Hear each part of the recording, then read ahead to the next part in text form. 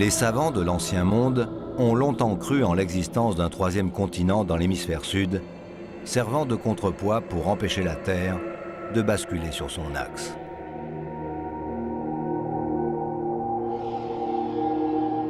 Lorsqu'au XVIIe siècle, les explorateurs hollandais longent ces rivages, ils croient le découvrir. Mais l'Australie n'est qu'une grande île parmi les centaines composant l'Océanie.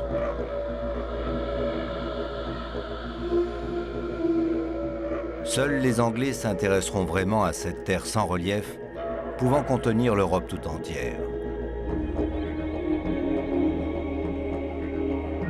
Des naturalistes éclairés s'apercevront très vite que cette île regorge d'une faune et d'une flore hors du commun, préservée du reste du monde par quelques fosses océaniques.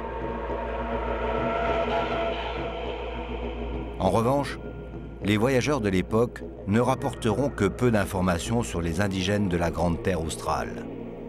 Indignes de l'intérêt des colonisateurs, ils seront rayés de leur propre monde. Pourtant, les aborigènes, ces prétendus sauvages, peuplaient l'ensemble de l'Australie.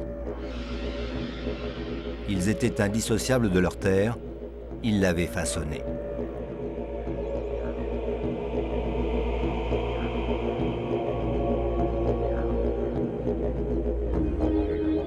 L'équipe d'Ushuaïa Nature a choisi de pénétrer en Australie par le nord-ouest, là où les premiers groupes humains ont abordé la grande île.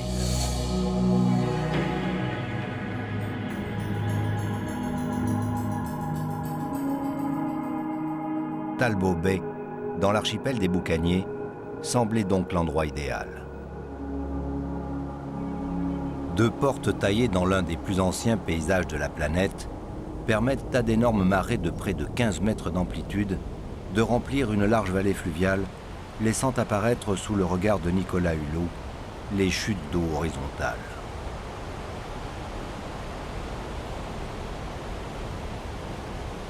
On a vraiment du mal à imaginer ce théâtre soustrait de l'océan, c'est-à-dire que le même décor sans l'eau.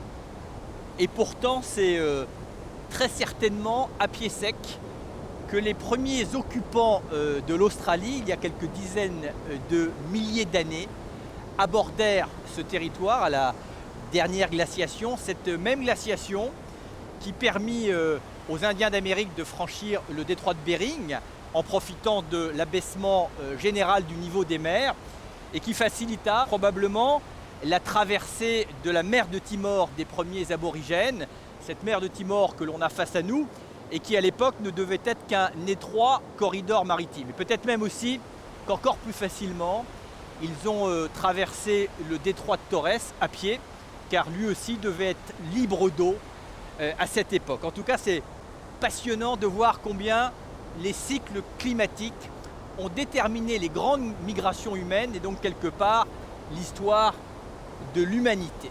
Bonsoir, Ushuaïa Nature à l'extrême nord de la plus grande île du monde, la terre des aborigènes, qui est pour moi certainement le peuple premier le plus fascinant et le plus énigmatique qui soit, sur lequel bute notre propre vision du monde et de la vie, tant la leur est si complexe et différente, une philosophie fondée sur la terre, un monde dans lequel la nature ne peut appartenir à l'homme parce que c'est l'homme qui appartient à la nature, quelque part c'est un sens inné de l'écologie.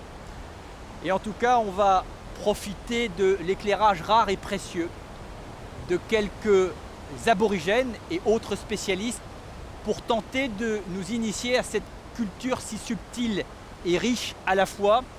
Une culture, il ne faut pas l'oublier, qui a été bafouée et niée pendant 2 siècles de souffrance et que, en dépit de tout, certains admirablement tentent encore aujourd'hui de maintenir et de transmettre ces femmes et ces hommes, ici et là, qui portent en eux une partie de la mémoire du monde, cet héritage spirituel, historique et culturel que les aborigènes appellent le Dream Time, le temps du rêve.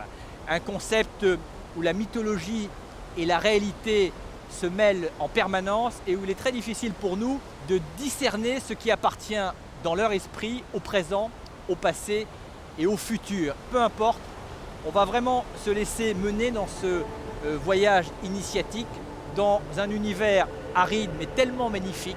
Ce sera une occasion inespérée pour nous d'honorer ce peuple trop méprisé et puis peut-être de revisiter nos propres certitudes.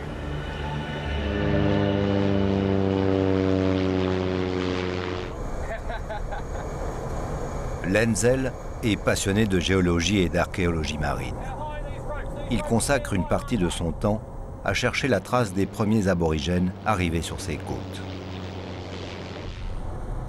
Len va rejoindre Nicolas pour lui proposer de participer à ses travaux.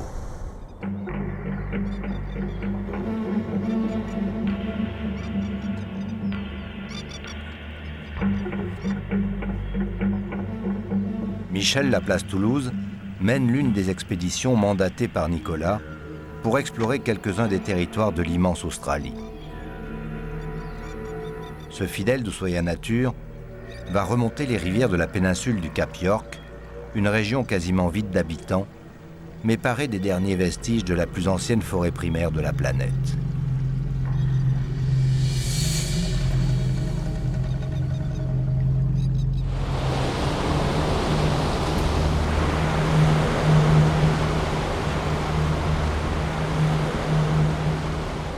Lenzel, après avoir améri entre les îlots de l'archipel des Boucaniers, se porte immédiatement à la rencontre de Nicolas.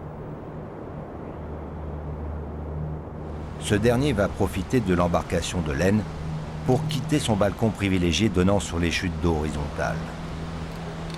Comme le reflux de marée est pratiquement terminé, le torrent qui grondait dans les trois corridors s'est assagi et autorise désormais la récupération de Nicolas.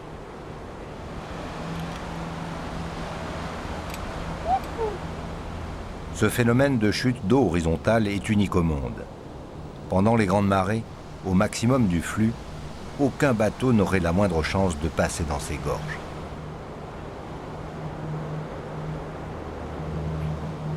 C'est un bel endroit pour arriver en Australie. Bienvenue, c'est un pays magnifique. J'adore cette porte. La porte des rois. 2 portes pour pénétrer dans l'Empire aborigène.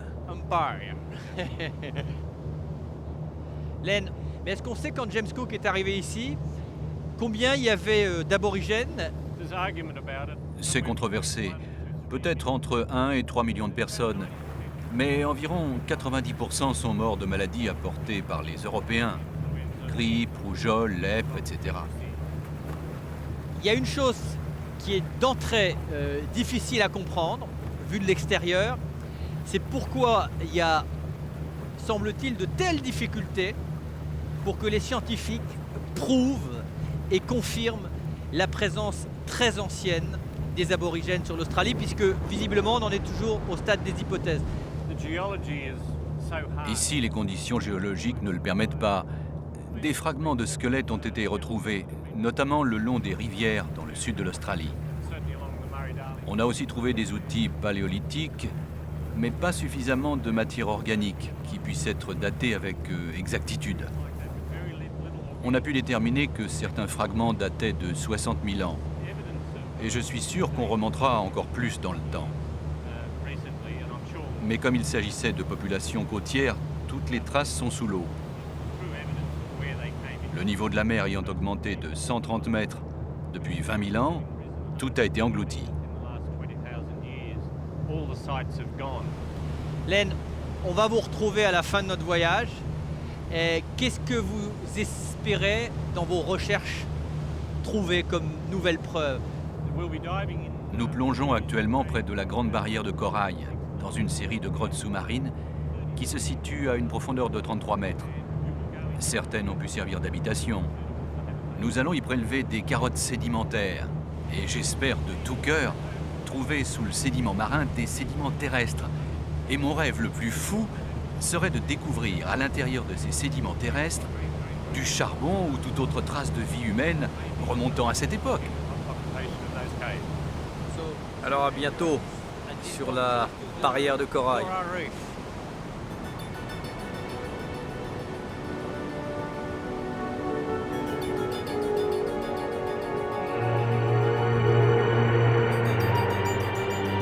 Au cours de la dernière période glaciaire, qui commence il y a près de 80 000 ans, les océans vont progressivement baisser de 130 mètres sur l'ensemble de la planète.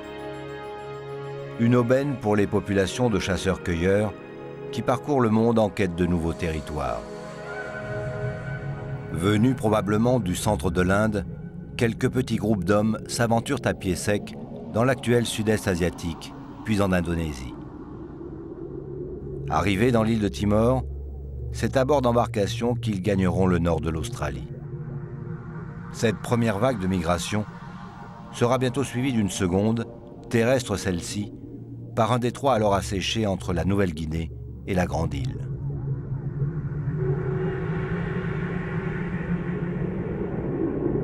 Puis l'eau remontera lentement pour atteindre il y a 10 000 ans environ son niveau actuel.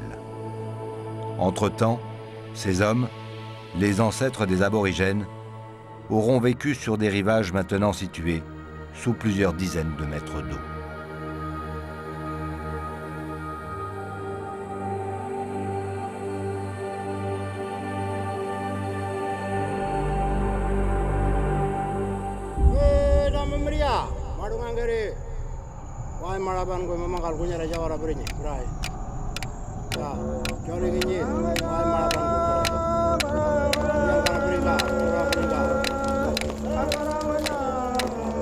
Cette période du passage est trop ancienne pour que quiconque s'en souvienne. Alors, les aborigènes se sont transmis oralement 50 000 ans d'histoire collective, vécue au cours de leur expansion dans l'île. C'est le Dreamtime. Ce temps du rêve est une vision complexe de la création perpétuelle du monde dans un lien indissociable des êtres et des choses.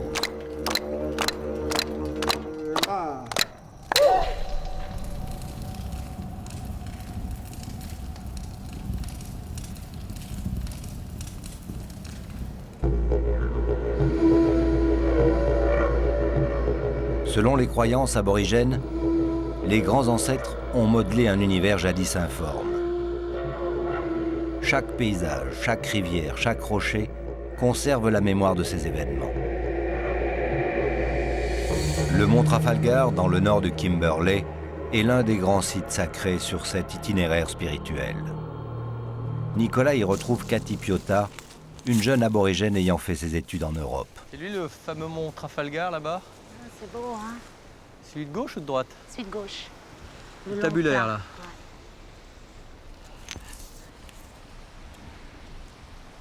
On a quand même un peu de mal à imaginer que dès lors que les Anglais ont débarqué sur cette terre, ils ont considéré que c'était une terre inhabitée, faisant quasiment abstraction de la présence des aborigènes. D'abord, l'étymologie du mot aborigène, ça veut dire, si on en croit l'origine latine, depuis l'origine. Et donc dans la conception des aborigènes, là on ne se soucie pas des preuves, c'est la mythologie et la réalité qui se confondent pour ne faire qu'une seule histoire, c'est que les aborigènes demeurent convaincus aujourd'hui que leur présence est là depuis l'éternité. Ah, vous demandez à n'importe qui en Australie, n'importe quel aborigène, ils ont toujours été en Australie. Et c'est prouvé dans leurs histoires du rêve, leurs cérémonies, dans leurs peintures.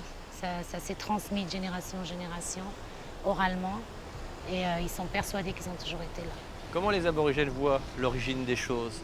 Il y a une histoire qui revient principalement, c'est le serpent arc-en-ciel, qui a tendance à revenir dans toutes les régions de l'Australie. Et ça, c'est un dieu spécifique qui était une femme et qui est la mère créatrice de la Terre. Bon, on va aller dire bonjour au serpent arc-en-ciel. Hein? Le serpent arc-en-ciel est une figure mythologique majeure du monde aborigène. Ses fils, les frères Éclair, ont choisi le mont Trafalgar pour faire un pont entre les forces du ciel et celles de la terre. En équilibre entre ces forces, le ballon d'Ushuaïa permet à Nicolas et Cathy de faire un survol respectueux du site sacré. T'inquiète pas.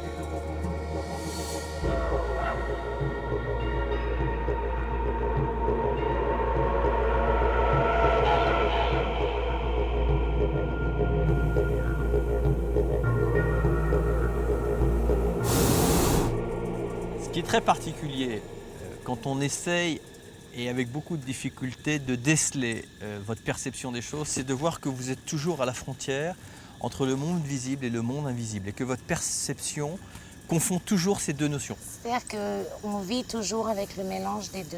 Même en étant devenus plus ou moins occidentaux en même temps, il y a toujours le rêve, il y a toujours les ancêtres, les esprits. C'est une croyance qui est restée très forte chez les aborigènes. Toi, dans ta manière de réfléchir, tu sens que le visible et l'invisible se mêlent dans ta perception des choses? Oui, tout à fait. Oui. La présence des aborigènes, depuis des dizaines de milliers d'années, elle s'est étendue sur l'ensemble de l'Australie. Quelle était la vie des aborigènes au quotidien? À quoi elle ressemblait? C'est-à-dire qu'ils étaient nomades au départ, donc ils sont arrivés par le nord, d'après les théories, ils seraient arrivés de l'Asie du Sud-Est, et ils auraient petit à petit, ils se seraient aventurés dans le terrain, parce qu'ils suivaient les saisons, les sources de nourriture. Quand il n'y avait plus assez de nourriture, ils bougeaient un peu plus, et ce serait comme ça qu'ils se seraient aventurés de plus en plus profond dans l'Australie, à l'intérieur. Et de là, ils pensent que ça a pris 2 ou 3 000 ans pour traverser l'Australie et arriver en Tasmanie. À l'arrivée des Anglais, on a une idée de combien de groupes linguistiques différents il y avait sur tout le territoire australien, y compris la Tasmanie? On pense à peu près 600 langages à l'arrivée de James Cook. Et maintenant, comparé, il y en a presque plus de 200. Bon. Ce sont des dialectes? Bon, les langages, c'était un groupe de langages qui avait plusieurs dialectes. Donc il y a aussi une autre théorie, il y aurait peut-être jusqu'à 250 000 dialectes différents parlés en Australie. On dit que dans la région d'Arnhem, il y a à peu près 60 ans, il y avait encore des aborigènes qui n'avaient jamais vu aucun blanc. C'est exact? Oui, oui. Et pas seulement dans la région d'Arnhem.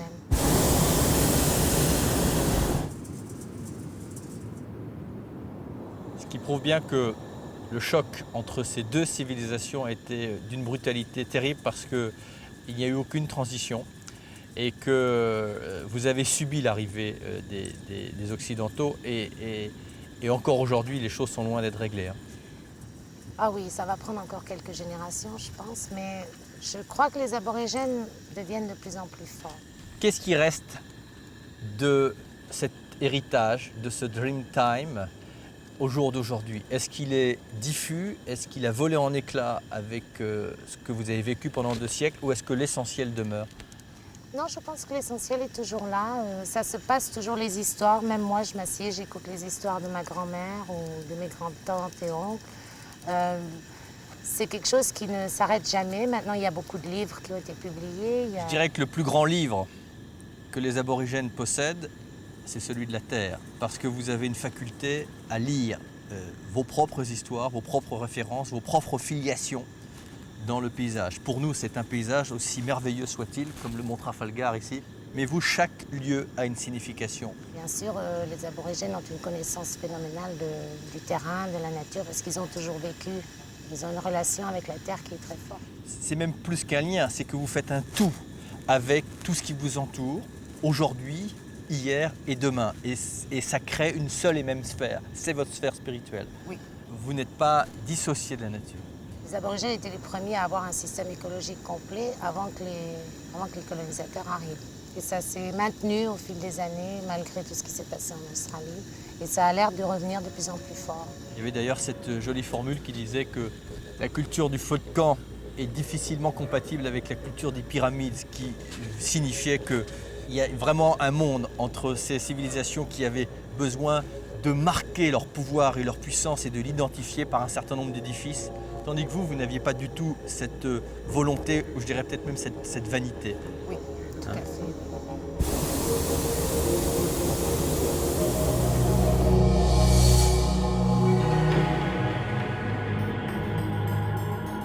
Ushuaia Nature va maintenant remonter vers le nord, au travers de vastes étendues isolées.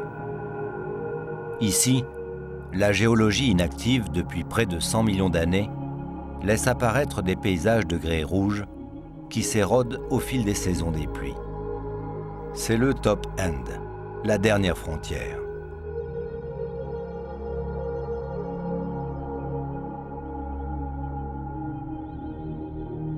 D'immenses étendues de bush recouvrent la terre d'Arnhem, dont la plus grande partie appartient aux aborigènes.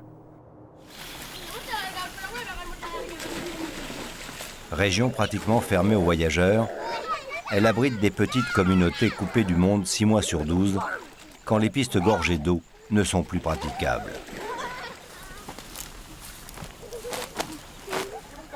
Durant la saison sèche, les aborigènes quittent l'Outstation, le campement abritant le groupe familial, pour retourner sur leur terrain de chasse.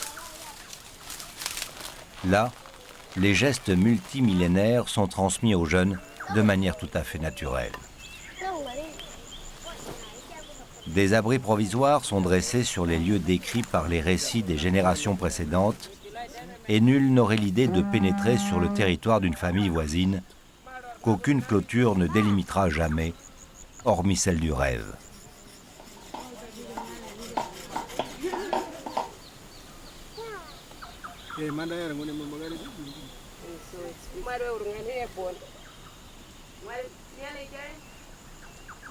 Excellents artistes, les aborigènes profitent de ces voyages pour peindre l'histoire sacrée de leur peuple.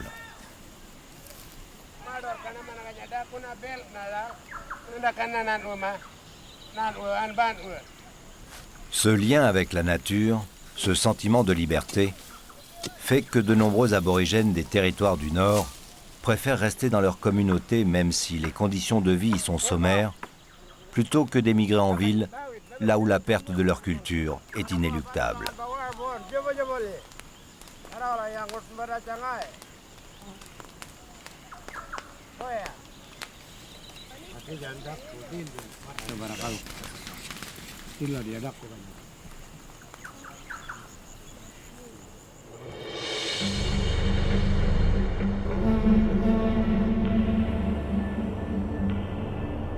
Seuls obstacles pour les nuages du Pacifique, les collines tropicales du Cap York baignent dans une humidité toute relative.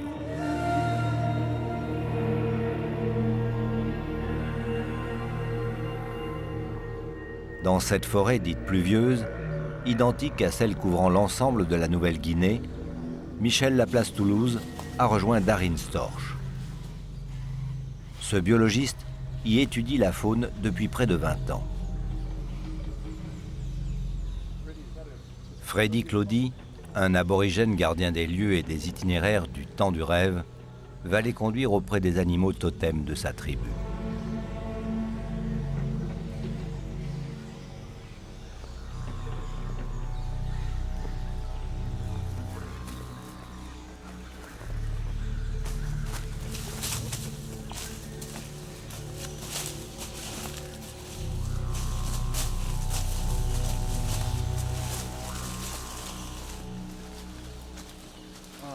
Je venais chercher des œufs ici quand j'étais enfant. Tu venais y chercher des œufs. Oui. Tu veux dire que ça, c'est un nid. C'est pas un nid, c'est une colline. C'est un nid qui a été édifié au fil des ans par de multiples couples d'oiseaux. Ces oiseaux, appelés mégapodes, creusent un grand trou, y déposent leurs œufs et s'en vont. Combien de temps pour bâtir un tel nid? Oh, une vingtaine d'années. Freddy, tu venais ici quand tu étais enfant. Tu avais quel âge? J'avais environ 10 ans. Comme c'est une source de nourriture pour les aborigènes, ils ont la connaissance des endroits où se trouvent ces nids dans la forêt. Le frère de Freddy m'a aidé il y a des années à repérer des nids de cacatoès noirs. Il m'a transmis son savoir. L'oiseau, là, il fait quelle taille? À peu près haut comme ça. C'est déjà un bel oiseau.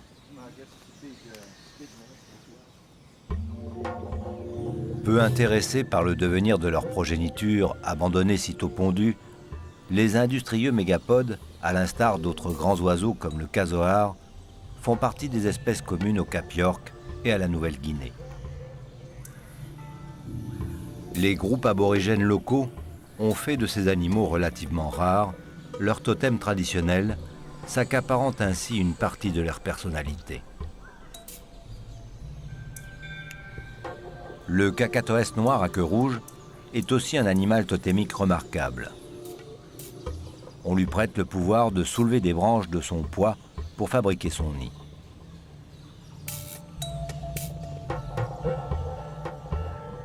Le Cacatoès de palmier est, lui, difficilement observable. Timide et discret, il hante ces forêts de l'Iron Range seulement aux heures les plus sombres de la journée. Freddy, en suivant un cheminement que lui seul peut connaître, a retrouvé un nid de Cacatoès de palmier.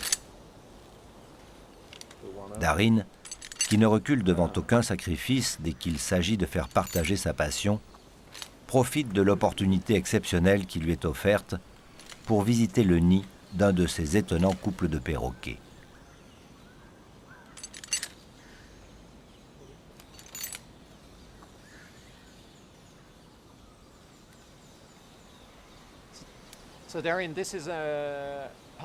C'est bien un nid de Cacatoès? Oui, absolument, c'en est un.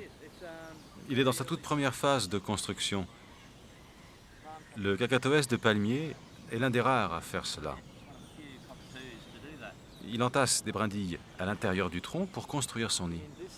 Tu veux dire que ceci a été coupé par un oiseau? Oui, et au bout de nombreuses années, l'entassement des brindilles crée une plateforme à l'intérieur de l'arbre. Et quand elle atteint environ cette hauteur, ils commencent à y pondre leurs œufs. Jusqu'où monte-t-elle? Passe-moi ce bâton, je vais essayer de sonder.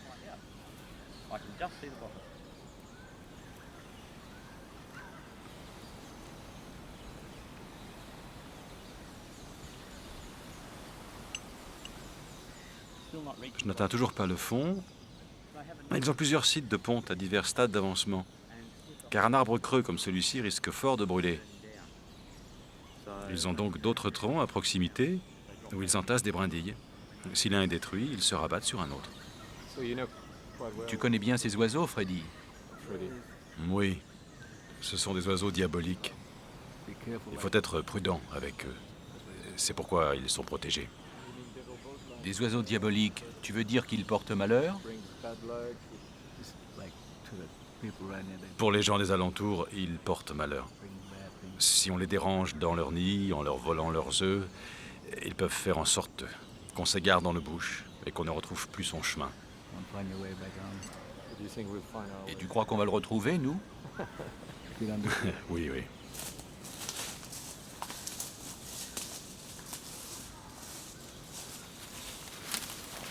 Qu'est-ce que c'est? C'est un nid de fourmis vertes. On peut les manger. C'en est plein? Tu peux goûter. Ce sont des fourmis comestibles? Oui, oui. Comestible, oui. Et pourquoi on en mange? Oh, c'est bon contre la grippe, la congestion nasale, des choses comme ça, la toux. C'est cette partie qu'on mange? Oui, oui, on peut les mélanger à de l'eau dans un bol. Tu veux en goûter une? C'est citronné. Ok, on prend la fourmi et on la croque doucement. Oui, ça a effectivement un goût de citron. On sent les pattes s'agiter contre les lèvres. Ce n'est pas très agréable, mais... Pour en tirer tous les avantages, on les mélange dans un bol. Ça devient laiteux avec un léger goût acidulé. Donc c'est surtout à usage médicinal. Quand on tue un cochon sauvage et qu'on l'accroche, ça permet aussi d'éloigner les mouches de la viande. Je peux en avoir une autre? C'est pas ça qui manque.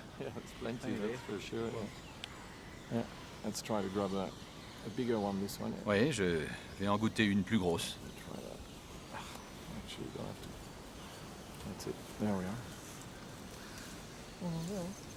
Oui, c'est vrai que c'est pas si mauvais que ça. Hé les gars, venez voir ça.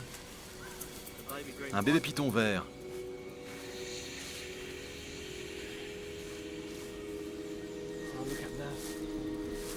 C'est fantastique. Les adultes sont vert vif. C'est difficile de croire que c'est la même espèce. Ça, c'est un python? Oui, un python. Est-ce qu'il risque de mordre? Si on l'agresse, Ah, la couleur est incroyable. Je peux le toucher? Tu peux le prendre, laisse-le ramper sur ta main. Il attend que la nuit tombe avant d'aller chasser. Et ils sont très pacifiques. Tu n'as jamais été mordu par ce genre de serpent? Non. C'est un serpent très fragile. L'adulte est vert vif. Oui, vert vif. Il est rarissime de rencontrer un jeune de couleur jaune, comme ça, en plein jour.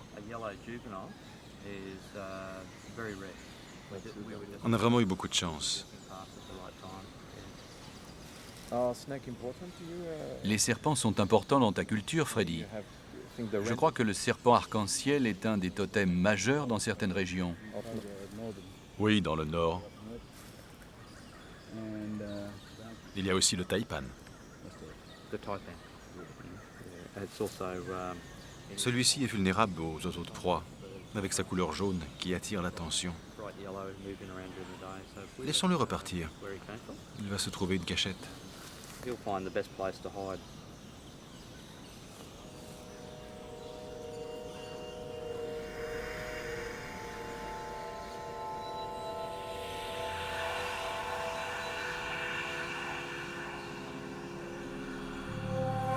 Il existe 690 espèces de reptiles en Australie et certains peuvent être autrement plus dangereux que le python vert.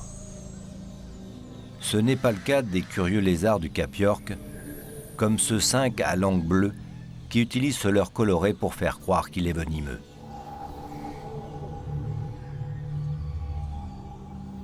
Autre tricheur remarquable, le moloch. Il compense sa petite taille, moins de 20 cm, par une débauche d'épines. Mais il n'impressionne que les insectes.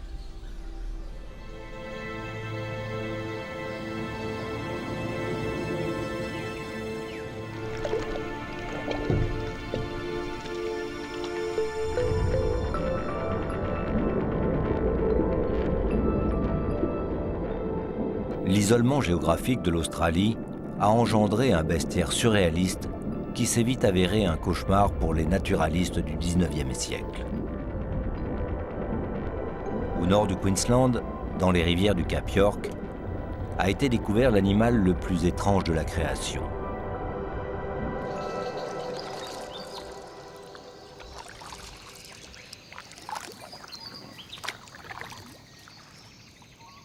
Alberto Valley voue une passion sans borne à cette aberration de la nature. Un corps couvert de fourrure, un bec de canard, une queue de castor, des pattes palmées avec des griffes. L'ornithorynque est une énigme. Ce rescapé de l'ère tertiaire a exploité toutes les voies de l'évolution. Comme les oiseaux, il pond des œufs, comme les mammifères, il allaite sa progéniture. Animal totémique pour les aborigènes depuis le temps du rêve, l'ornithorynque serait né d'un œuf pondu par une jeune cane désobéissante, abusée par un rat.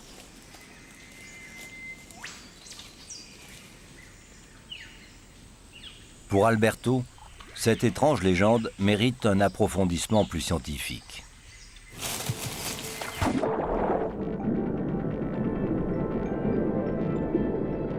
Difficile à observer, l'ornithorynque est un glouton capable d'ingurgiter la moitié de son poids, soit plus de 1 kg toutes les 24 heures.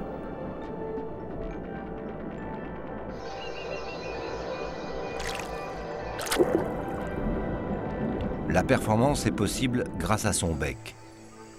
L'organe fait office de radar, de pelleteuse, d'excavatrice et de broyeur.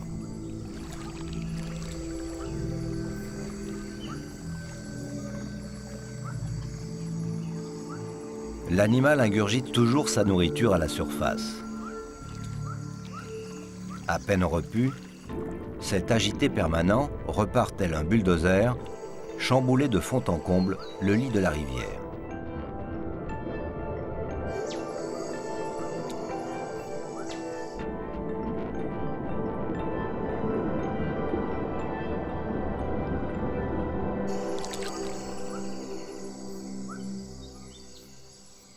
Alberto a posé un filet qui va lui permettre de capturer un jeune ornithorynque.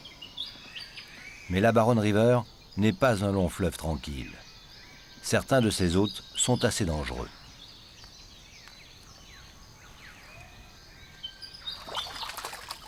Même la sympathique peluche est elle aussi armée d'un éperon venimeux. Alberto en a déjà fait la douloureuse expérience. À la période des amours, le poison contenu dans une glande toxique devient chez le mâle une arme fatale, notamment pour éliminer la concurrence.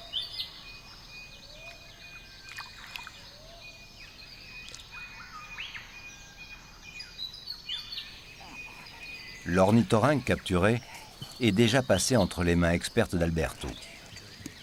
Le scientifique est en effet parvenu à fixer des puces émettrices sur quelques jeunes individus pour suivre la croissance et le comportement de cet animal vraiment hors du commun.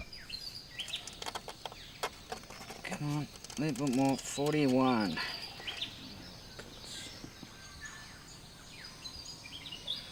That's it. Okay, what's that? On first.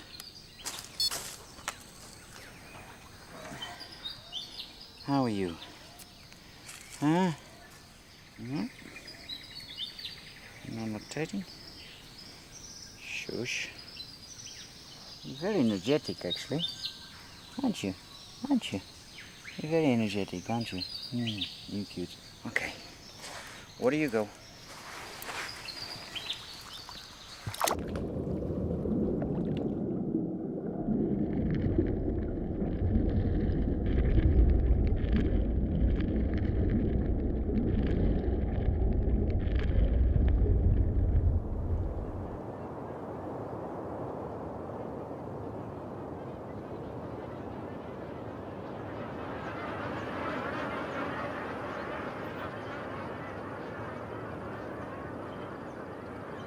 À la saison sèche, le nord de l'Australie n'est plus qu'une immense étendue brûlée par le soleil. Les billabongs, des points d'eau permanents, concentrent alors toute la faune ailée de la terre d'Arnhem.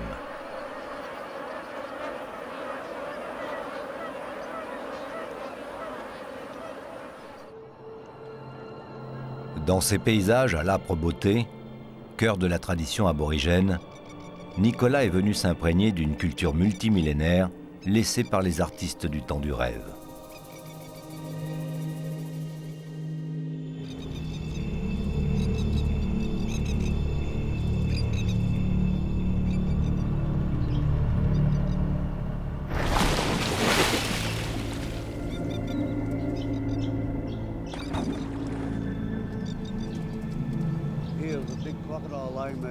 Max Davidson, qui conduit Nicolas à travers les billabongs, possède une autorisation délivrée par le Conseil des aborigènes pour se rendre sur ces sites hautement spirituels, préservés aussi par la peur qu'inspirent les nombreux crocodiles.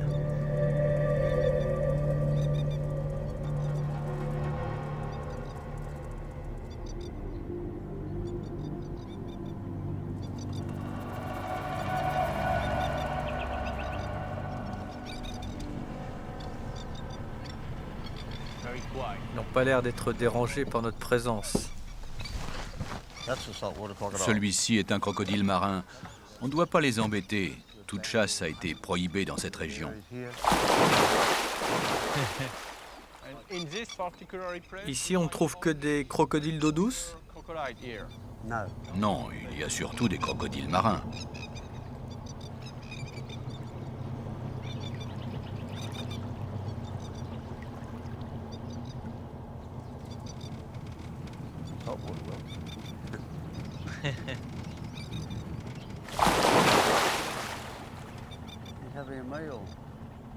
Il prend son repas. Normalement, il dévore immédiatement leur proie. Mais là, il prend son temps.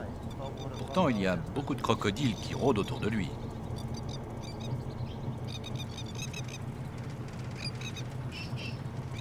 Celui-là, c'est un salty? Oui.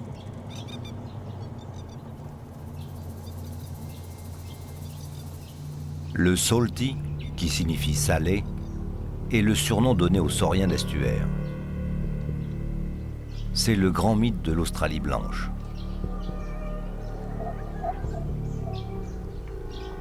Ce monstre pouvant atteindre 7 mètres de long pour un poids supérieur à 1 tonne, fait ici office de loup-garou.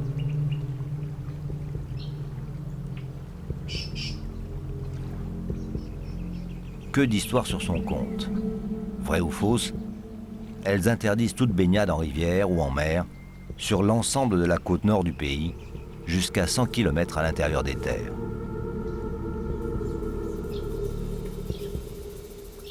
Nageur de haute mer, il passe facilement d'une île à une autre. Opportuniste, il dévore tout ce qui passe à sa portée. Requins, bétail et même le chien du voisin.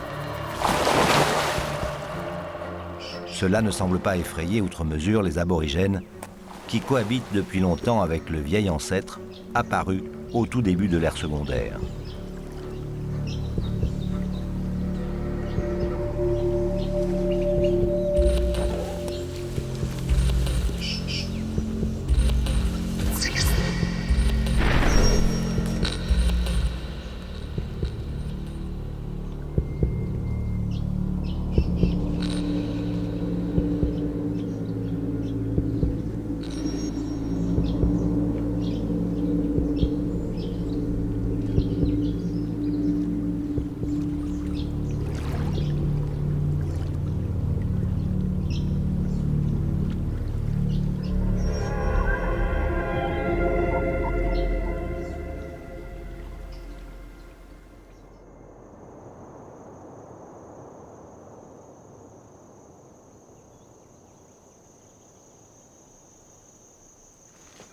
Max et Nicolas ont abordé le site sacré et s'enfoncent dans la forteresse de grès dominant les Billabongs.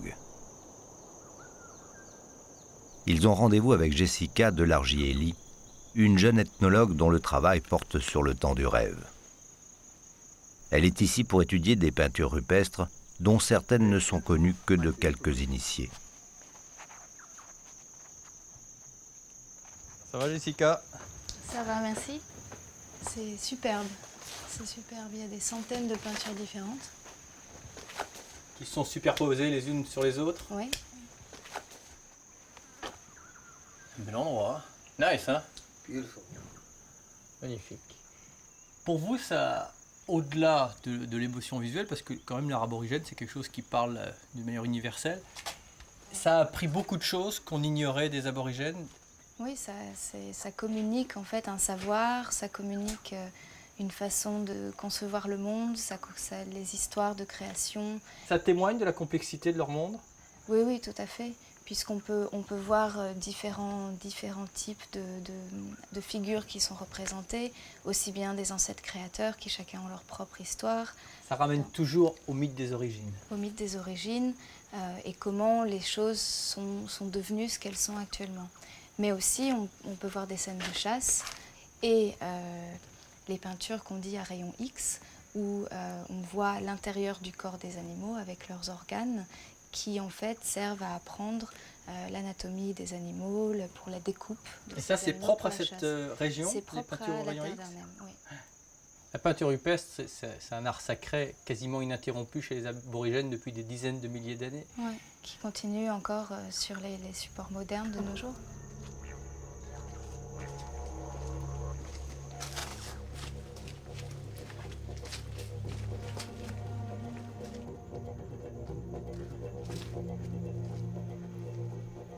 C'est chargé ici. That everywhere, wherever you look. Il y en a partout, hein, les peintures. Oui. Un bateau à voile. Quite possibly European. Probablement l'influence des invasions européennes. Ah, évidemment, c'est très récent. Pas forcément. Ça aurait pu être un bateau hollandais qui était dans cette région bien plus tôt, donc XVIIe siècle. Ici, les peintures peuvent avoir été réalisées il y a des dizaines de milliers d'années ou seulement quelques décennies.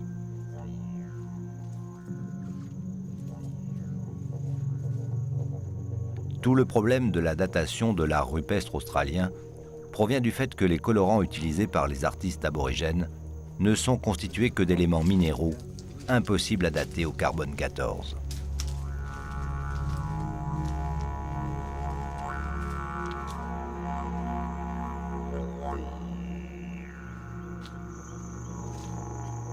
Si l'oxyde de fer, cette belle poudre rouge, avait été mêlé à un quelconque liant organique, comme du charbon de bois, cela aurait permis au moins de lever un pan du voile régnant sur l'époque où les aborigènes se sont installés dans le nord de l'Australie.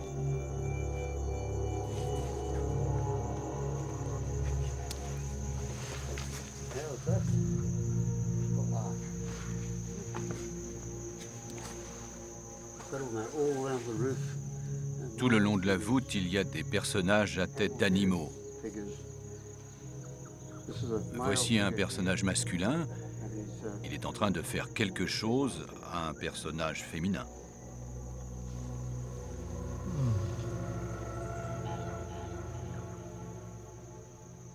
faut quand même rappeler, pour le mauvais côté de l'histoire, que quand les Anglais sont arrivés ici, ils ont érigé comme doctrine que l'Australie était une terra nullius, hein, c'est-à-dire la terre de personne, partant du fait que pour eux, il n'y avait pas de civilisation qui les avait précédés, faisant fi et abstraction de la présence ancestrale des aborigènes, et que cette doctrine a eu cours jusqu'à il y a très peu de temps, et que ça a été donc la cause de toute la tragédie du peuple aborigène.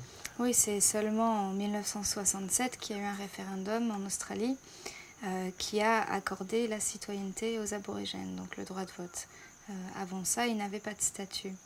Aussi, une autre date qui est mémorable, c'est 1992, c'est ce qu'on appelle les land rights, donc les droits à la terre en Australie, pour les groupes aborigènes qui maintenant peuvent, par les tribunaux, revendiquer leurs terres. Il y a des centaines et des centaines de dossiers qui sont en attente, parce que c'est un processus qui prend longtemps. Il faut pouvoir prouver un certain nombre de choses, notamment une présence continue dans un territoire. En tout cas, il a fallu pour le moins faire preuve de mauvaise volonté, voire de mauvaise foi pour nier l'évidence de cette culture. Et ce qui est fou, c'est que c'est aux aborigènes aujourd'hui à faire la preuve de ça, et non pas l'inverse. C'est ça.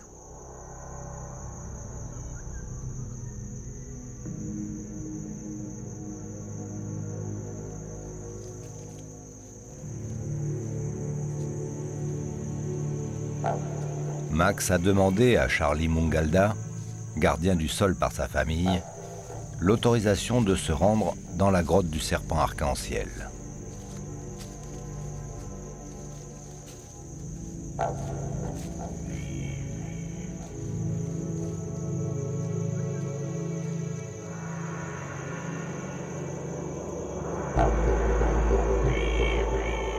Le serpent arc-en-ciel n'est pas seulement une figure mythologique capable de donner ou de retirer la vie.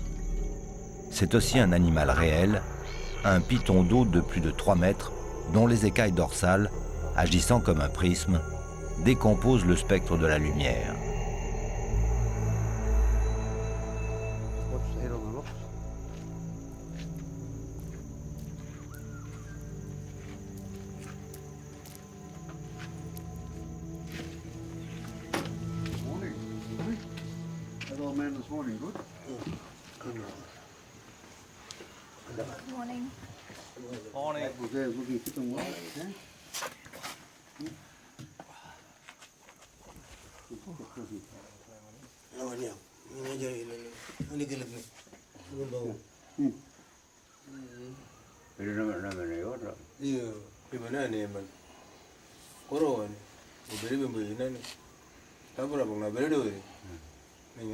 Les protocoles aborigènes sont très stricts envers qui a le droit de parler de quoi. Et Charlie, qui est donc du groupe linguistique Amudak, qui sont les gardiens des lieux, c'est le seul qui a le droit d'autoriser les gens de parler. Et donc là, ce qu'ils font, c'est de la diplomatie. Ils suivent le protocole et il faut qu'ils parlent pendant un certain temps ensemble pour que le vieil homme Thompson puisse ensuite parler.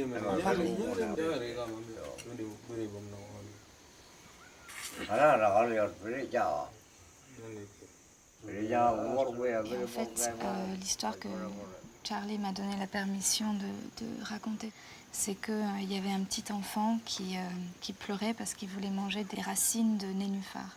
Et sa mère lui a ramené ces racines de nénuphar, mais c'était les mauvaises et elles étaient amères. Et donc il a pleuré encore plus, ce qui a fait venir le serpent arc-en-ciel qui les a dévorées. Et ensuite, il les a recrachés plus loin. Et ça, c'est un thème qui revient souvent avec les histoires du serpent arc-en-ciel, c'est d'avaler les gens et de les recracher à un autre endroit, créant différents groupes.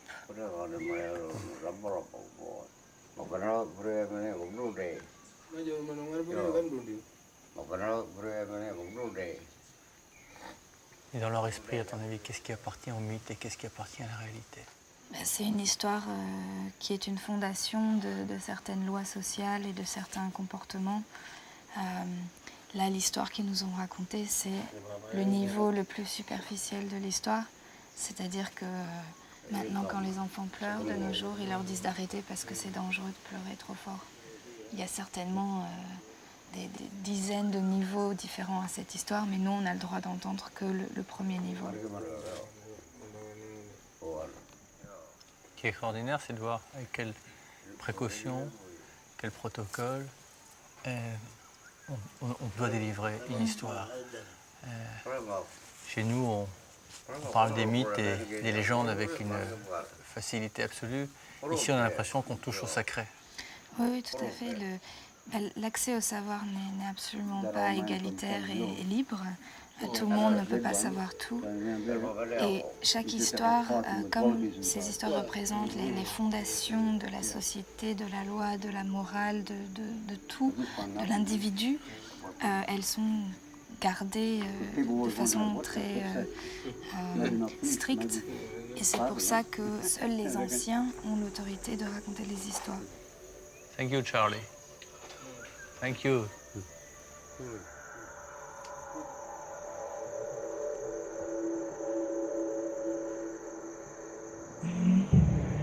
Le bush s'est subitement enflammé autour des sites rupestres. Ce phénomène naturel, dû à l'extrême sécheresse, parfois provoqué par les aborigènes, est une chance pour les sols australiens.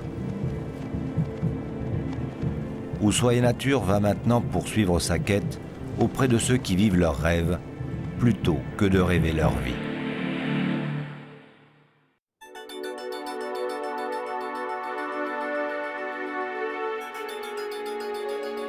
Nicolas, accompagné de Jessica, l'ethnologue de l'expédition, s'est avancé encore un peu plus dans le nord de la terre d'Arnhem.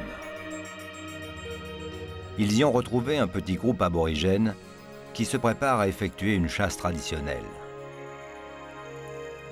Charlie Bryan, l'un des chasseurs, a établi son camp à côté d'une curieuse formation de termitières géantes.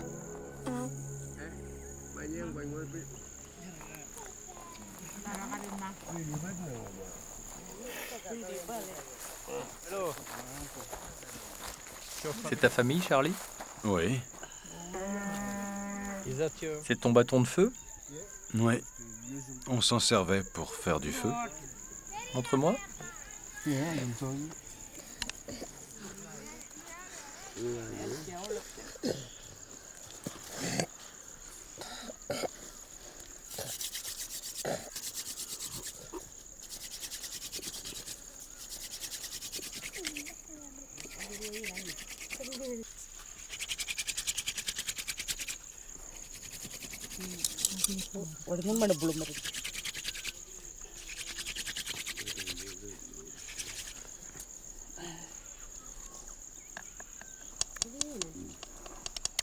il y a des braises, ça y est.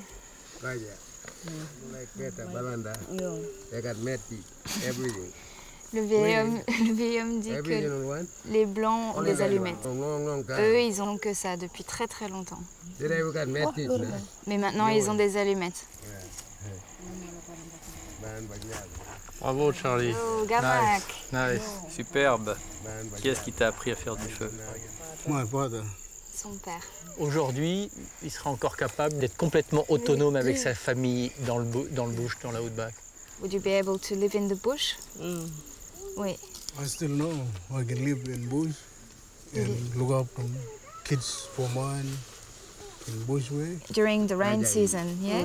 Pendant la saison des pluies, quand toutes les routes sont inondées et que le passage est impossible, les gens vivent en autarcie. C'est quoi la nourriture commune pour eux? What do you eat the most? What's like?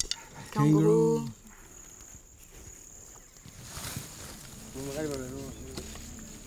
Les hommes se sont éloignés du camp pour rejoindre une zone du bush proche d'un billabong asséché. Tous dissimulent leur odeur corporelle en s'enduisant de boue et de poussière.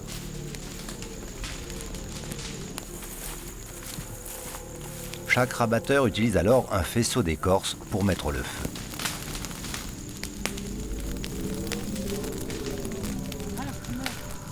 La technique est simple mais dangereuse. Elle consiste à faire un cercle de feu de plusieurs kilomètres de circonférence autour du billabong, qui lui est censé ne pas brûler.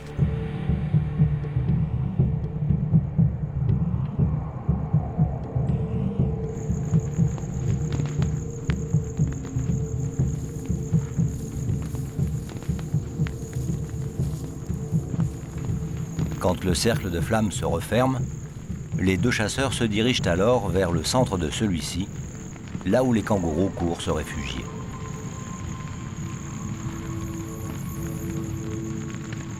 Aujourd'hui, la chance n'est pas avec les chasseurs car le vent ne cesse de tourner, ralentissant l'avance du feu vers le centre du cercle. Beaucoup d'animaux vont avoir le temps de fuir. Pour Charlie et Geoffrey, cette chasse est importante. Un vieil homme du clan souhaite organiser un ultime festin traditionnel avant de mourir.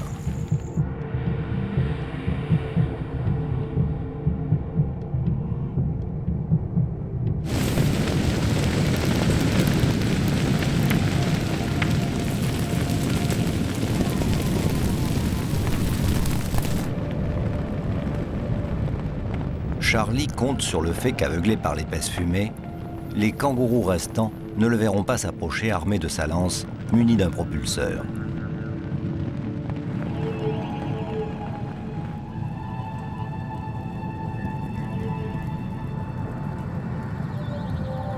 Sauvés par le vent, les kangourous ont cependant fait respecter la tradition. Le feu, qui a dévoré plus d'une centaine d'hectares, a purifié l'esprit des défunts. De plus, il a aussi contribué à la régénération d'un sol très pauvre et permis la repousse de jeunes plantes étouffées par l'excès de végétation morte.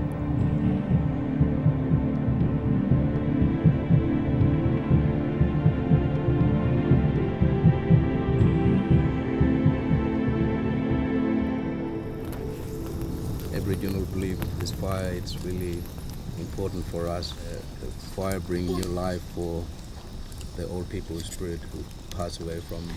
Le feu, c'est quelque chose qui est très important pour les aborigènes parce que ça ramène l'esprit des anciens qui sont morts. Les esprits des anciens, il les sent en permanence autour de lui. Yes. Oui. And we believe because the land itself. La terre elle-même est en vie. You might have feeling that the spirit watching you. Et parfois, on sent que les esprits nous observent. Et ils vous aident?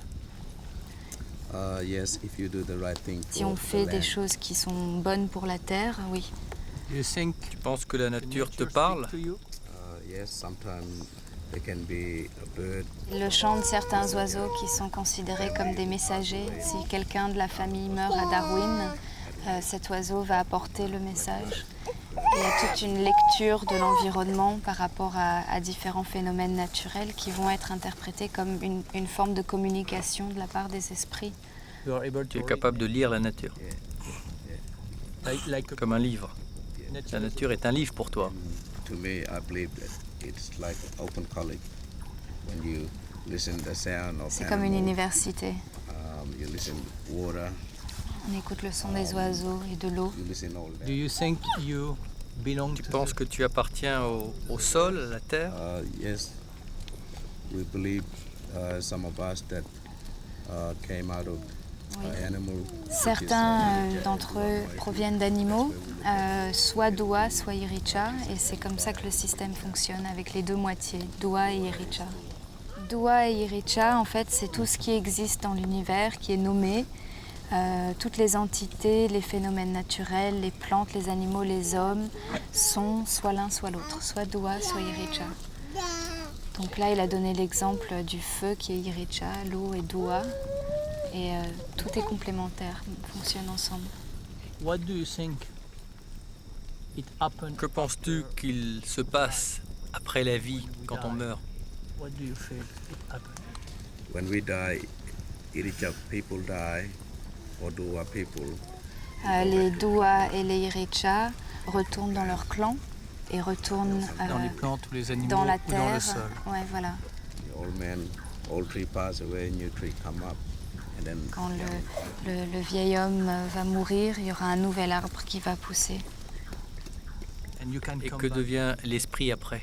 Father and mother, if they're hunting, that's Quand where. un homme et sa femme vont chasser, c'est comme ça qu'ils trouvent les nouveaux enfants.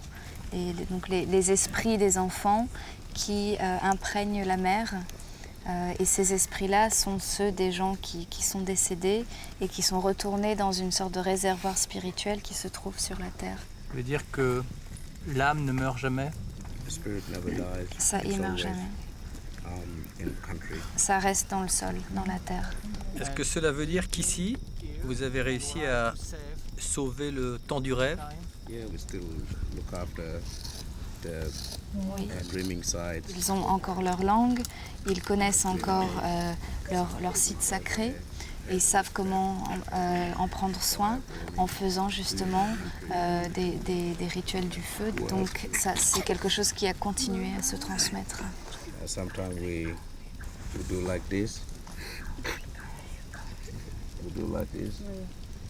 And in that way we're giving him. Parfois, quand le geste qu'il a fait de chauffer sa main et de le mettre sur le front d'un enfant, ça pour lui enseigner, ne vole pas, ne quémande pas, écoute ce qu'on te dit. Quand ils grandiront, ils vont écouter ce qu'on leur dit et ils vont savoir ce qu'il faut faire. Je pense que tous ces enfants, plus tard, sauront préserver cette culture. Yes, if we stay on country, live on country. S'ils restent sur leur terre et qu'ils continuent de parler leur langue et que la famille reste groupée en tant que famille sur leur terre, oui, ça, c'est un savoir qui continuera à être transmis. And the kids take over. Et les enfants sont en train de reprendre le flambeau.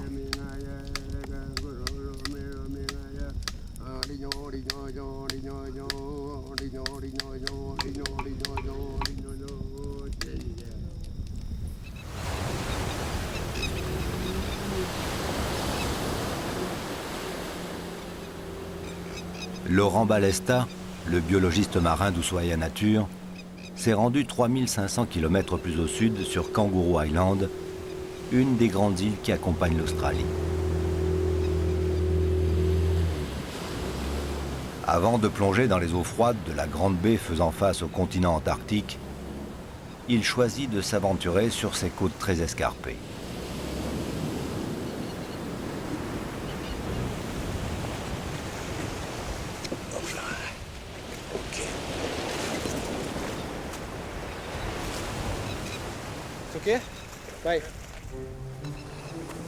Sa curiosité de scientifique est éveillée, car Kangaroo Island est le sanctuaire de l'évolution divergente. Séparée de la Grande Terre par la remontée des eaux, l'île aux kangourous a conservé intact un concentré de la faune spécifique australienne. L'isolement a empêché toute forme de prédateur de venir troubler cet ordre des choses. Le biologiste connaît ces mammifères primitifs appelés marsupiaux, mais il ne les a encore jamais observés de près, en totale liberté. À Kangaroo Island, les plus emblématiques de leurs représentants sont si nombreux qu'il suffit de se promener dans les forêts d'eucalyptus pour les voir évoluer.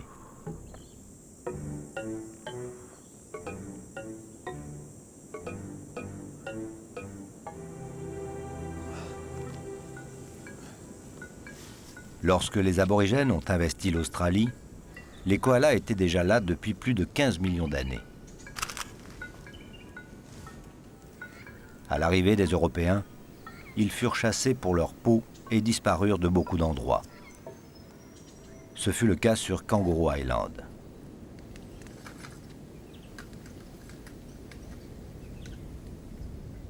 6 couples ont été réintroduits sur l'île en 1912. Moins d'un siècle plus tard, leur population atteint 30 000 individus. Cette démographie galopante risque fort de déséquilibrer le fragile écosystème qui les accueille. En effet, un koala se nourrit d'1 kilo de feuilles d'eucalyptus par jour.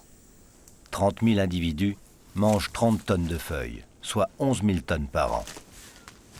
Un couple peut tuer un eucalyptus centenaire en moins d'1 année s'il ne peut changer d'arbre pour se nourrir. Ce qui devient peu à peu le cas, car depuis un siècle, l'agriculture a grignoté la majorité des forêts de l'île. Alors, ces animaux risquent donc de mourir de faim si à court terme, on ne restaure pas leur environnement.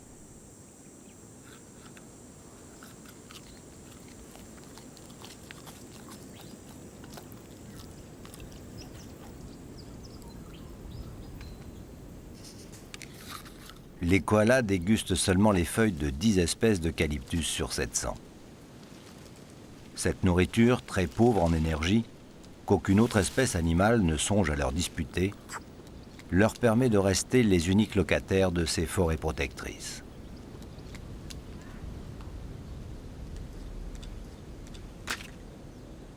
Et quand un autre mammifère, dit supérieur, tente de squatter leur habitat, ce sont les branches fragiles de ces mêmes eucalyptus qui cèdent sous son poids.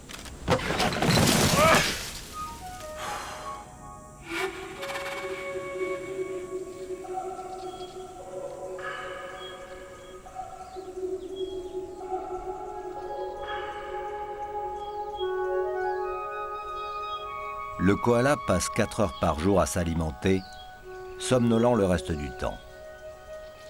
Un regain d'énergie lui permet de donner le jour à un unique petit chaque année. L'embryon pèse moins d'1 gramme à sa naissance. Sa mère l'enferme soigneusement dans sa poche ventrale. Il y restera pendant 6 ou 7 mois. Puis il ouvrira les yeux, grimpera sur le dos de sa mère et partira tout doucement à la conquête du monde.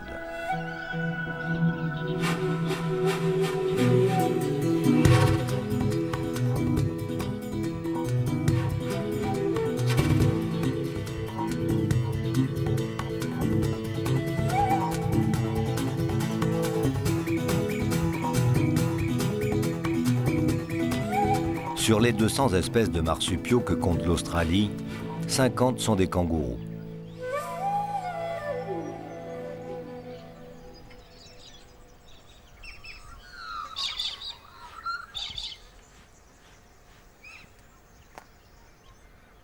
Le mot marsupial vient du latin marsupium, qui signifie la bourse, autrement dit la poche.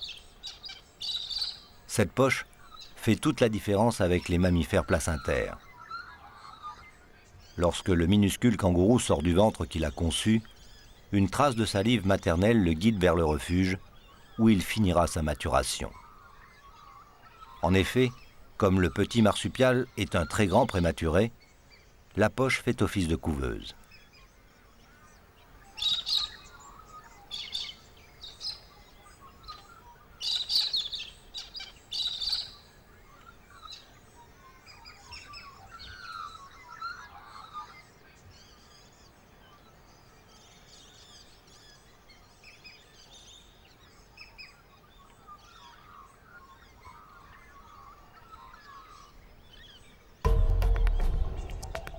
Les kangourous mâles sont naturellement doués pour la boxe française. Quelques heures d'entraînement par jour dès leur plus jeune âge, et ils peuvent porter des coups mortels à n'importe quel adversaire animé de mauvaises intentions.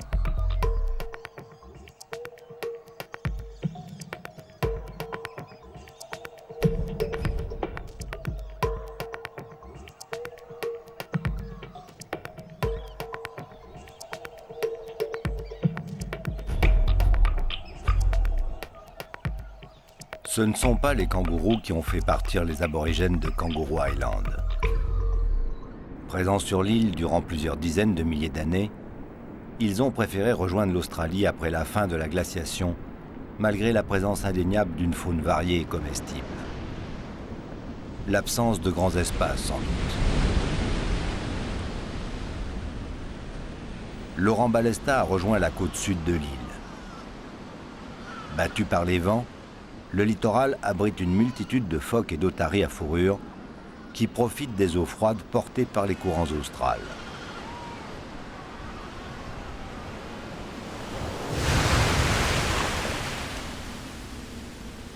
Laurent va devoir enfiler une combinaison étanche afin de pouvoir observer de près la très curieuse faune sous-marine du sud de l'Australie.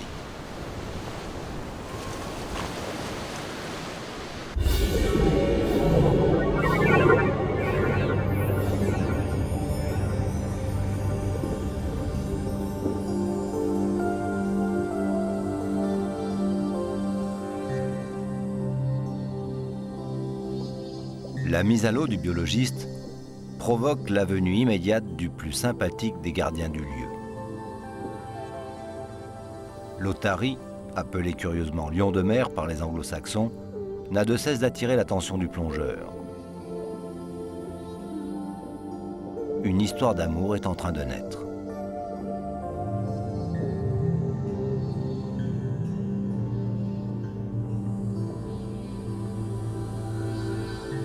Comme la température de l'eau n'atteint jamais, même au cours de l'été austral, les 18 degrés requis pour le développement de formations coralliennes, ce sont les algues qui, ici, colonisent les fonds marins. Ces algues brunes forment de véritables forêts miniatures, abritant une faune endémique à plus de 80%. Ce taux d'endémisme extrêmement élevé est dû à la largeur de l'Australie. Cette île gigantesque constitue une véritable barrière isolant les espèces du nord de celles du sud.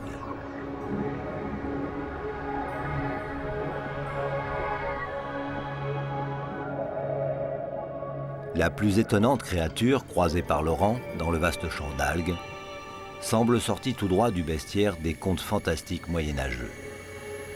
Et pour cause, c'est un dragon de mer. Sa rareté n'a d'égal que son étrange silhouette. Elle semble avoir été décorée par un artiste aborigène ayant puisé son inspiration dans le temps du rêve.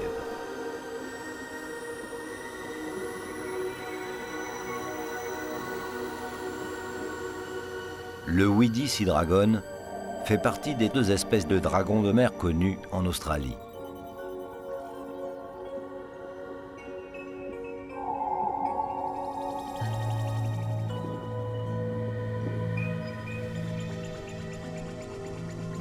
Si le dragon de mer semble flotter au gré des courants, c'est qu'il n'est guère équipé pour les déplacements véloces.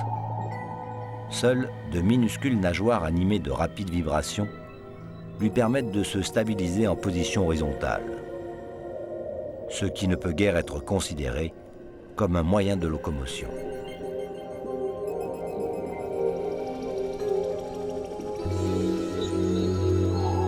Ne pouvant fuir ses prédateurs, le dragon des mers est passé maître dans l'art du camouflage. Les couleurs de son corps, semblant toujours hésiter entre le jaune, le rouge ou le vert, lui permettent de se fondre dans un environnement lui aussi très fluctuant. Son cache-cache permanent au milieu des algues est exempt de tout mouvement maladroit qui trahirait un tant soit peu sa présence.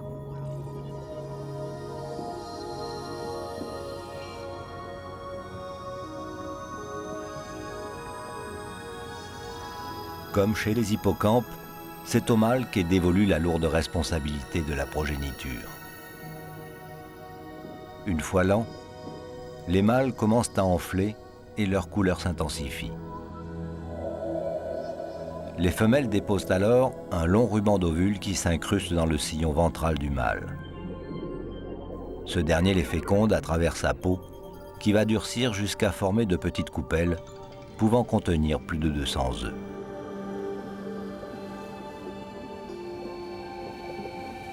Il semble encore trop tôt pour que Laurent assiste en direct à l'éclosion de cette portée. Il va falloir trouver un autre futur père, et ce ne sera pas celui-là.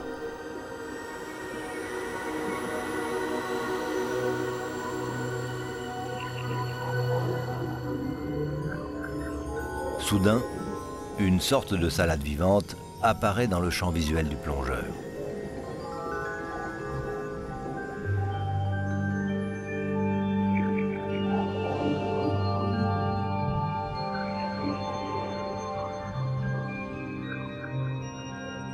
Aboutissement le plus raffiné de l'adaptation, le Leafy Sea Dragon, ou dragon de mer feuillu, semble encore osciller entre le monde animal et le monde végétal. De toute évidence, Mère Nature a eu là une hésitation.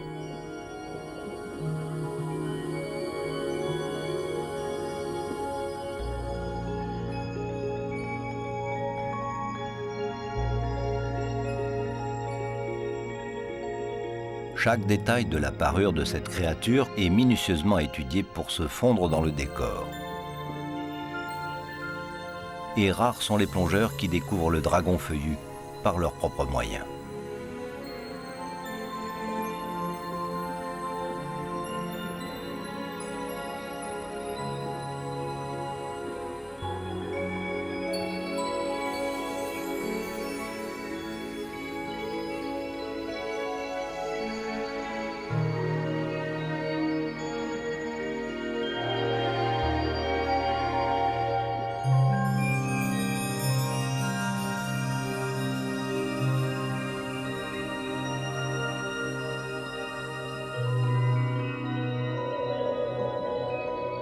Intégralement protégés le long des côtes australiennes, leur seul habitat connu sur la planète, les dragons de mer feuillus évoluent généralement entre 15 et 20 mètres de profondeur.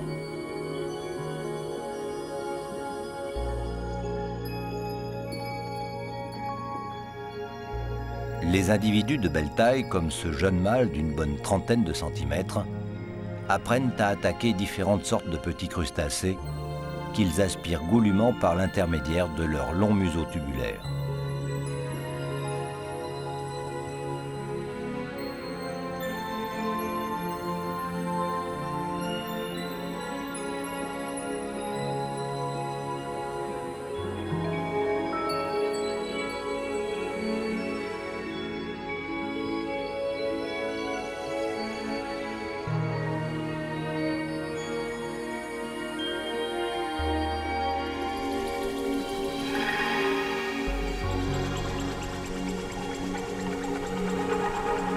Laurent Balesta n'a aperçu au cours de sa plongée que des dragons de mer feuillus immatures lorsqu'un individu porteur de quelques œufs fait son apparition. Il semble que cette fois-ci, il soit déjà trop tard pour assister à une éclosion. La plupart des coupelles sont vides et les rares œufs qui subsistent sont couverts de minuscules algues.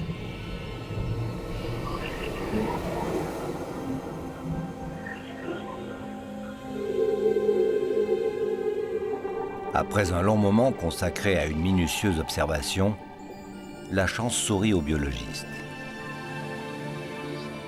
Au milieu de ce qu'il avait pris pour des vestiges d'œufs déjà éclos, un petit alevin se déroule de sa position compactée et se laisse glisser du ventre de son père vers les algues accueillantes.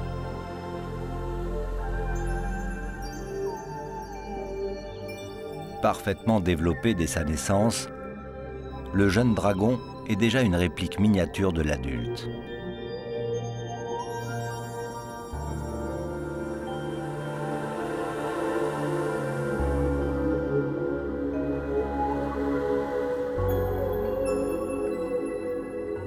Dans quelques semaines, le petit animal se parera des flamboyantes couleurs de son père et évoluera une dizaine d'années dans le dernier endroit où les légendes peuvent encore s'inspirer de dragons de toutes sortes.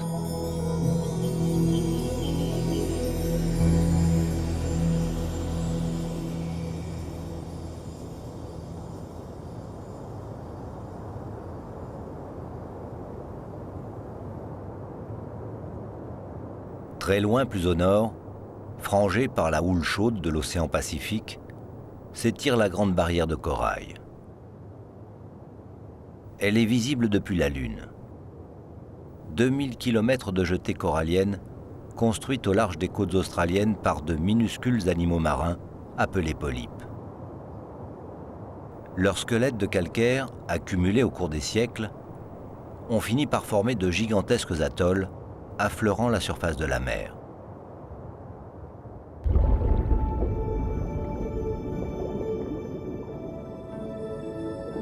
Ces jardins sous-marins sont une arche de Noé. 1500 espèces de poissons, 4000 de mollusques, 10 000 d'éponges trouvent refuge et nourriture au milieu de 350 sortes de coraux multicolores aux formes débridées.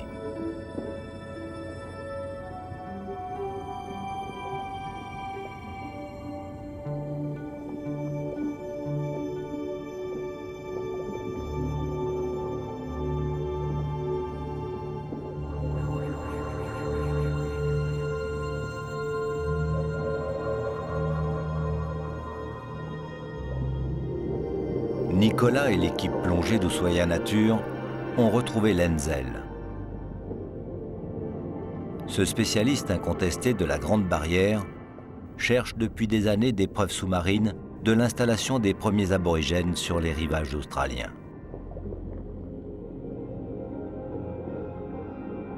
Il a fini par trouver une série de grottes immergées à 30 mètres de profondeur. Ces grottes ouvertes dans le tombant se trouvent protégées des mouvements de l'eau par les massifs coralliens. Donc, s'il existe une possibilité de faire des recherches avec quelques chances d'aboutir, c'est à cet endroit précis qu'il faut chercher.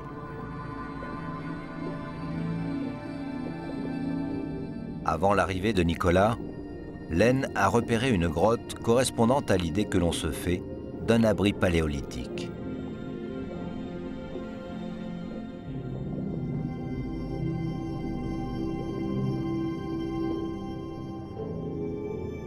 La visite de la grotte est rapide, une quinzaine de mètres de longueur pour quelques mètres de profondeur. Des concrétions se sont formées, masquant une partie de l'entrée.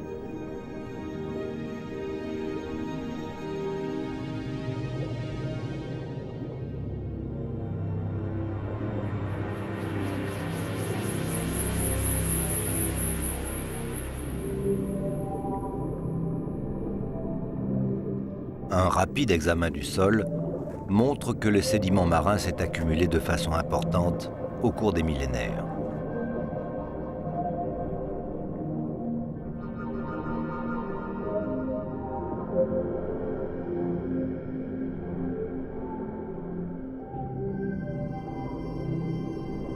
Lenzel met Nicolas à contribution pour effectuer un premier carottage. L'idée est de trouver sous le sédiment marin du sédiment terrestre et dans ce dernier des traces de substances carbonées ou de matière organique. Dans un cas comme dans l'autre, cela signifierait que des hommes ont fait du feu et pris des repas pendant une longue période dans ce type d'abri.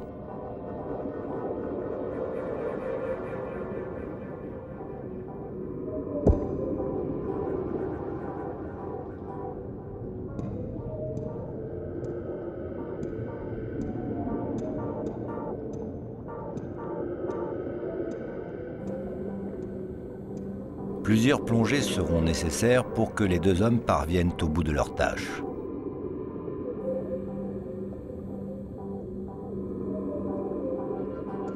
Lenzel est ici à son affaire. Même si la découverte de vestiges oubliés du temps n'a que peu de chances d'avoir lieu dans une première exploration du site, il conserve la foi du chercheur. On va bien sur Mars tenter d'y repérer une quelconque trace de vie, sans être sûr du résultat.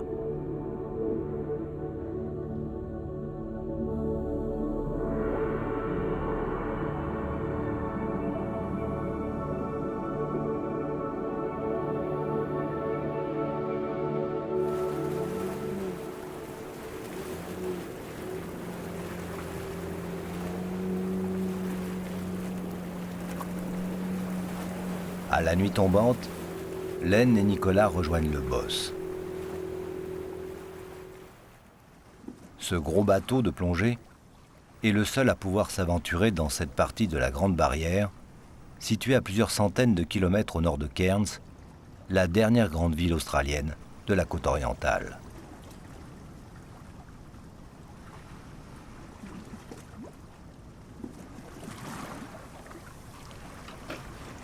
Où est-ce qu'on a plongé? On a plongé ici, à l'extrémité du lagon de Tijo Reef. Sur les 3000 récifs que compte la Grande Barrière, c'est l'un des 2 ou 3 qui sont susceptibles de receler des informations. Ce qui est intéressant, c'est de voir sur une échelle de 400 000 ans, toutes ces pointes ici sont les périodes de glaciation au niveau des océans abaissés. Et compte tenu que la cave est à peu près à 30 mètres de profondeur, on trouve ici les périodes où effectivement ces cavités ont pu être visitées. Donc tu es content avec ce qu'on a trouvé? C'est très excitant parce que dans la plupart des grottes, on ne trouve que de petites quantités de sédiments, alors qu'ici, les carottages atteignent 3 mètres. On peut regarder? La minute de vérité. C'est intéressant. Tu vois cette coloration? Il faut analyser l'ensemble du matériau sombre pour y trouver un changement. Une technique consiste à utiliser le rayonnement ultraviolet. Avec cette lampe, quand on regarde, tu vois ces taches blanches? Cela indique peut-être la présence de sulfure d'hydrogène résultant de la décomposition de matière organique. Personne n'a encore fait ce type de recherche, alors tout est possible. Qu'est-ce que pensent les aborigènes d'ici, de tes recherches? Ils s'y intéressent de très près. Ils nous ont autorisés à explorer la zone qui leur appartient. De toute façon, comme ils ont la conviction qu'ils sont en Australie depuis toujours, pour eux, c'est une évidence. Ils ont été là de tout temps, à toutes les glaciations. Tout le monde s'accorde à dire que les aborigènes sont la plus ancienne culture de la planète, qui remonte au moins à 50 000 ans. Pour toi, il est donc possible que des aborigènes aient vécu dans ces grottes? C'est tout à fait possible. Quant à retrouver des preuves de leur présence, c'est autre chose. Mais je peux imaginer un groupe d'aborigènes assis autour du feu et discutant de ce qu'ils vont faire le lendemain. Donc la réponse, dans quelques mois? Oui. Le rêve continue.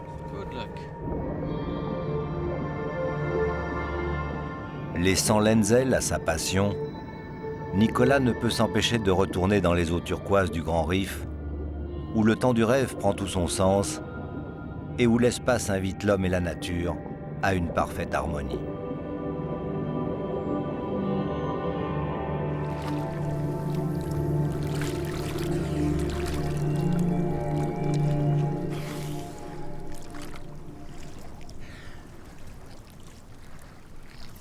Quand on s'immerge comme ça dans les eaux de la Grande Barrière de Corail, dans ce foisonnement de vie et cette profusion de formes et de couleurs, on ressent plus encore la pertinence qu'ont les aborigènes de maintenir ce lien spirituel avec tout ce qui est vivant et cette nécessité qu'ils ont de célébrer en permanence la Terre et les héros du Dreamtime, ces héros du temps du rêve qui ont façonné justement cette planète. Et c'est vrai que dans notre monde matérialiste et compétitif, on a trop tendance à oublier que nous faisons partie d'un tout et peut-être que nous devrions plus souvent nous pencher vers le beau, vers le grand et le vrai pour nous maintenir au seuil de la conscience. Et ces aborigènes qui assurent comme ça la permanence de cette pulsation de vie très ancienne nous rappellent, comme l'a écrit magnifiquement Dostoïevski, que l'homme à l'origine était lui aussi un vagabond dans le désert brûlant et désolé de ce monde. Et en tentant, comme nous l'avons fait ici, de nous imprégner des racines spirituelles des peuples premiers, cela devrait nous enseigner peut-être une manière différente d'exister et de projeter notre avenir dans ce monde. En tout cas, faisons-le pendant qu'il est probablement encore temps. Bonsoir.